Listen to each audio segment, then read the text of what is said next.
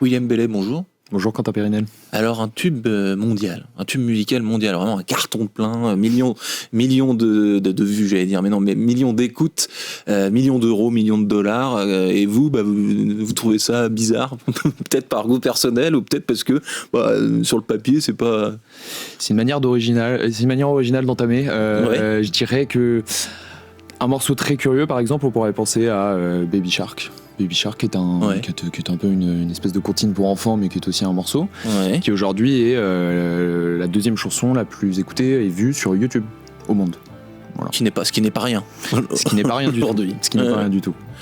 Ouais, ah là, j'ai envie de... Non, je vais pas vous demander de chanter. Allez, on envoie.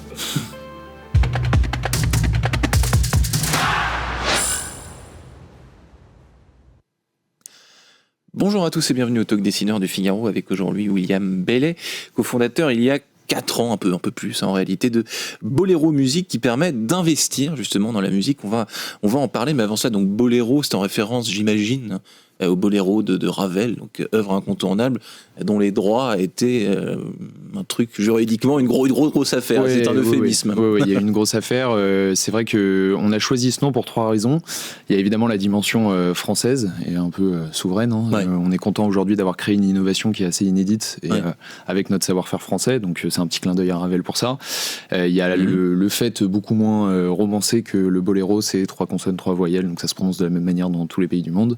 Et la troisième chose, c'est que au-delà des litiges que le boléro de Ravel a créé, c'était aussi pendant un certain temps la chanson la plus écoutée dans le monde. Il y avait même une phrase très connue qui disait toutes les 10 minutes le boléro de Ravel est joué quelque part dans le monde. Et alors le boléro de Ravel et toutes les variantes, les reprises, il y avait une émission je crois sur Radio Classique, j'avais écouté il y a quelques mois, il existe des centaines et des centaines de versions différentes avec des instruments différents, etc. Donc c'est un marché, on peut parler de marché. On pourrait presque imaginer un boléro index effectivement comme ça. Votre boléro à vous, le boléro de Bellet et de votre associé commence quand? Alors pourquoi cet associé et pourquoi le déclic, l'étincelle, elle s'est produite comment et quand? Enfin, quand on le sait, c'était il y a 4 ans et demi. Mais non, mais c'est une excellente question. Alors, le boléro de William Bellet, Arthur Hamon et aussi 10 personnes qui constituent l'équipe aujourd'hui à Paris. Ouais. C'est une histoire donc, qui a commencé il y a 4 ans. L'intuition, elle vient pendant le premier confinement. En fait, c'est un moment. Vous faites partie des entrepreneurs que dans le confinement a suscité un élan créateur. Le déclic. Exactement. Et pendant le premier confinement, donc moi de base j'avais un certain réseau dans la musique, grand passionné depuis tout jeune, joue plusieurs instruments. Et en fait pendant le confinement je me suis intéressé au sujet de mes finances personnelles. Et donc j'ai découvert tout un tas de produits d'investissement, parce que c'était une belle époque, on avait, en tout cas pour la majeure partie des Français, on avait un salaire et pas grand chose à faire, donc c'était le bon moment pour épargner. Et en fait au fur et à mesure de mes recherches, à un moment je me suis dit mais j'aimerais bien investir dans la musique en fait. Comment on peut faire ça? Donc j'ai commencé à faire quelques recherches et en fait il y avait pas beaucoup de leviers, il y avait pas beaucoup de véhicules. Donc je me suis dit mais ça serait intéressant quand même de voir comment est-ce qu'on pourrait construire ça. Donc j'ai fait mes recherches, j'en ai parlé aussi autour de moi pour voir si il y avait un levier côté artistique. En fait je me suis intéressé très rapidement au droit musical. Pourquoi le droit musical? Tout simplement parce que le droit musical c'est le sous-jacent de la musique et c'est ce qui fait la valeur des chansons. Et donc vous avez consulté j'ai dit n'importe quoi, des avocats en propriété intellectuelle, des gens très Alors on est bien entouré, effectivement, on est entouré par certains avocats dont la spécialité est la propriété intellectuelle, mais avant toute chose c'est surtout les artistes eux-mêmes, parce que déjà ça leur appartient, c'est un droit qui leur appartient. Alors certes ils ont un droit patrimonial mais ils ont aussi un droit moral, ils ont les deux, et surtout on s'est dit mais est-ce qu'en fait si demain on crée une place de marché à travers laquelle artistes, auteurs, compositeurs et tous les corps de métier de la musique pouvaient lister leurs droits musicaux, est-ce que ça serait pertinent? Est-ce que ça viendrait résoudre un de leurs problèmes? Et il se trouve que oui, parce qu'en fait aujourd'hui, si vous voulez, le marché des droits musicaux dans le monde c'est 45 milliards de dollars, c'est un marché très opaque, qui est dirigé par les entreprises établies du secteur, qui ne voyaient pas du coup d'un très bon œil votre arrivée. Il y avait un peu de défiance, quelque chose comme ça. Il y a toujours un peu de défiance. Je me souviens très bien d'une phrase qu'un exécutif d'une major m'a dit en fin 2021, donc ça remonte. Il m'a dit on vient tout juste de se remettre du streaming et de trouver notre équilibre à travers ce modèle économique et vous arrivez encore avec quelque chose. Mais la réalité, c'est que on ne cannibalise rien et en fait, on vient compléter la boîte à outils d'un artiste. C'est-à-dire qu'aujourd'hui, on va lui apporter une solution pour trouver de la liquidité à des termes plus avantageux que s'il allait chercher ça auprès des circuits traditionnels. Et donc vos clients, c'est qui du coup aujourd'hui? Ensuite, on parlera d'investissement un peu en coulisses. Oui, alors pour bien répartir les rôles, en fait, les créateurs, donc les artistes, les auteurs-compositeurs, les éditeurs, les producteurs sont nos partenaires. Donc on est à leur service, on est là pour vraiment travailler dans leur intérêt, à leur bénéfice. Ils nous confient aujourd'hui leurs actifs, leurs propriétés intellectuelles pour la mettre sur le marché. Et en face, on a nos clients qui sont du coup à la fois des investisseurs particuliers. Aujourd'hui, on a une place de marché qui est ouverte à toutes et tous, à travers laquelle vous pouvez commencer à déployer du capital dans la musique. Et on a un club restreint de partenaires family office, gestionnaires de patrimoine, qui, eux, aujourd'hui, sont en recherche de produits de diversification pour leurs clients. Parce que dans un monde de plus en plus incertain, c'est toujours bien de mettre ses œufs dans différents paniers. Et donc, c'est amusant, parce que là, je reviens à ma première question sur ce succès Baby Shark.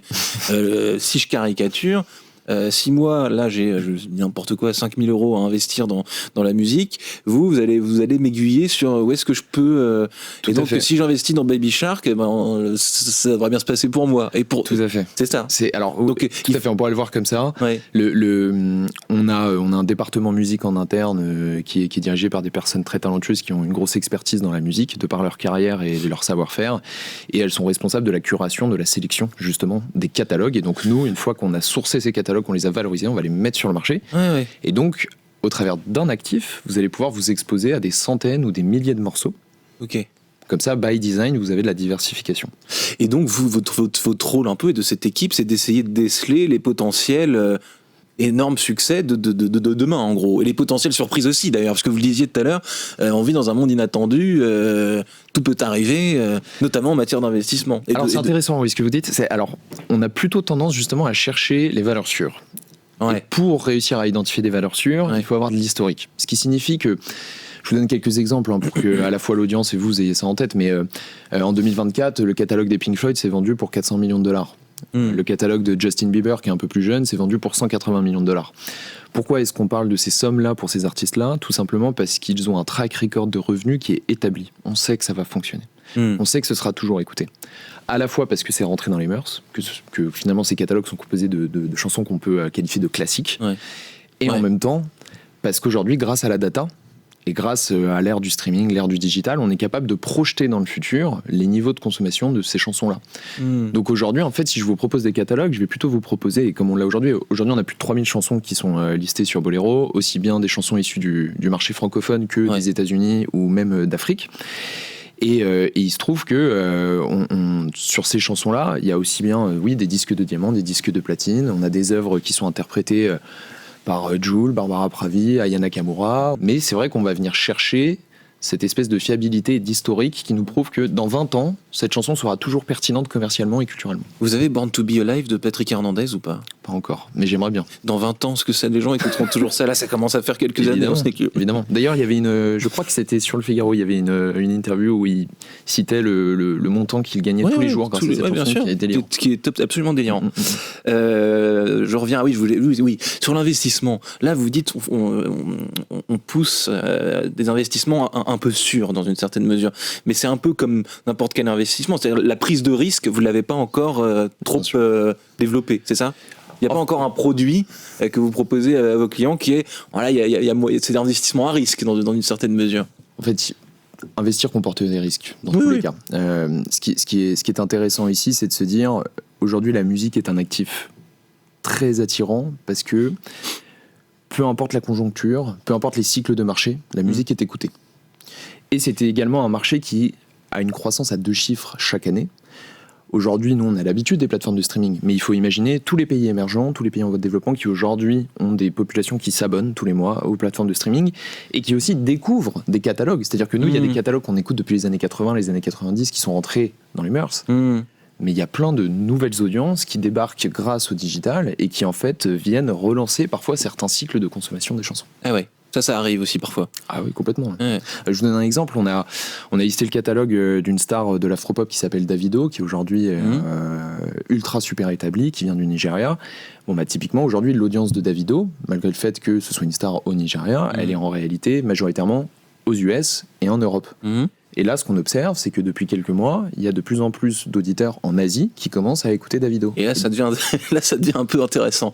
Est-ce qu'il faut, alors vous avez créé, on a bien compris, un pont entre deux univers qui ne se parlaient pas trop encore. Est-ce que, en revanche, pour faire ce métier d'investisseur dans la musique, il faut être soi-même passionné? Parce que quand je vous écoute, j'entends que vous êtes passionné, que vous connaissez, vous avez une culture générale de la musique haut de gamme. Est-ce que c'est le cas pour tous ceux qui travaillent avec vous déjà en interne, ceux que vous recrutez? Est-ce que c'est nécessaire d'avoir cette appétence et cette familiarisation avec toutes les musiques? C'est une excellente question. Je dirais que ce n'est pas nécessaire, puisqu'en réalité, parfois être trop passionné, ça peut diluer la prise de décision, et parfois on va perdre en objectivité. Donc je dirais qu'au contraire, peut-être que les profils les plus performants, c'est ceux qui sont le moins passionnés. En revanche, effectivement, il faut avoir une appréciation de la culture dans son ensemble. Et nous, aujourd'hui, typiquement, dans certains de nos principes, on répète souvent « culture is capital ». Et en gros, le plaidoyer de cette phrase, c'est de dire la culture est un actif en soi qui doit être valorisé correctement et qui doit être respecté. Donc nous, justement, avec ce plaidoyer-là, on arrive à faire le pont entre finance et culture, qui sont effectivement deux mondes qui, de base, ne se parlent pas beaucoup. Qui ne se parlent pas beaucoup, et c'est intéressant ce que vous dites, parce qu'en effet, vos chouchous artistiques ne sont pas forcément les plus bankable dans une certaine mesure, et à l'inverse, des choses que vous n'aimez pas du tout le sont peut-être davantage. Alors, on me souffle dans l'oreillette en régie le nom de Aya Nakamura. Est-ce que c'est un fait de... Comment est-ce que, si on prend le pouls du côté business, investissement d'une artiste comme ça? Écoutez, Aya Nakamura aujourd'hui c'est un joyau culturel français, dans la mesure où c'est l'artiste française la plus écoutée dans le monde.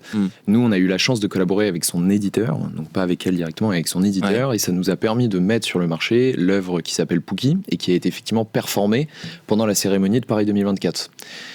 S'en est suivi évidemment des semaines de croissance sur la consommation du titre et donc une hausse du rendement. Ce qu'il faut comprendre, c'est qu'aujourd'hui, on va attirer à la fois une audience, en tout cas une population d'investisseurs qui va être drivée par ses goûts musicaux et qui, comme on aime bien le dire, va streamer son portfolio ou va se créer des playlists avec son portfolio. Et on va aussi driver une audience qui, elle, pour le coup, n'est pas aficionado de la musique, c'est pas des fins connaisseurs, mais simplement, il croit à l'actif en tant que tel et au rendement que ça génère. C'est-à-dire qu'en gros, j'ai investi dans tel artiste sur mon Spotify, je vais l'écouter et voir comment ça évolue, quoi. Exactement. C'est ça. Et c'est une sorte de Strava de la musique sur les métriques, c'est sûr. C'est en fait penser une fusion parfaite entre une place boursière et Spotify. Ok, voilà, c'est ça. C'est parfaitement résumé. Comment est-ce que vous comptez le développer, ce business, et quels écueils il va falloir que vous évitiez? Est-ce que vous avez déjà prévu des petits bâtons dans les roues ou des choses qui peuvent mettre à mal, que ce soit votre business model ou écoutez, votre déploiement?